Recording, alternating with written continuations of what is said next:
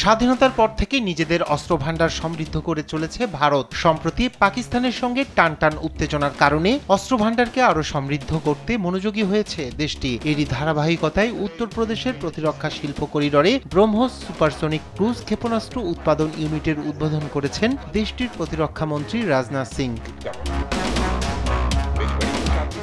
ভারত আর রাশিয়ার উচ্চ ক্ষমতা সম্পন্ন সামরিক প্রযুক্তিতে তৈরি এই ক্ষেপণাস্ত্র দেশটির প্রতিরক্ষা ব্যবস্থায় নতুন যুগের সূচনা ঘটালো বলে দাবি করেন রাজনাথ সিং।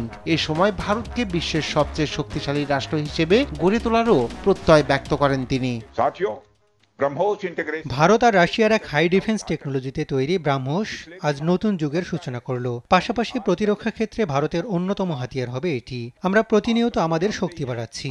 আজ যার সূচনা হলো সেটা ভারতের শক্তি আরো বৃদ্ধি করলো। এটি কেবল একটি সামরিক পদক্ষেপ নয়, বরং দেশের রাজনৈতিক, সামাজিক ও কৌশলগত ইচ্ছার প্রতীক।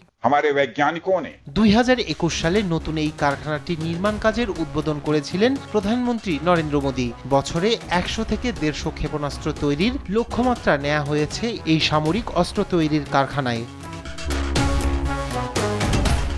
শত্রুপক্ষের বিমান ধ্বংসের জন্য দেশটির হাতে রয়েছে আকাশ ত্রিশূল ও বারাক 8 নামের 3টি ক্ষেপণাস্ত্র। এর মধ্যে নতুন করে ক্রুজ ক্ষেপণাস্ত্রের তালিকায় যুক্ত হয়েছে ব্রহ্মোস।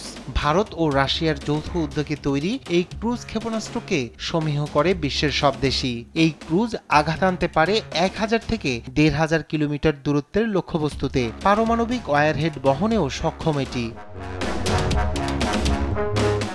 রায়হান কবির শুভ্র, নিউজ ডেস্ক, দেশ টিভি।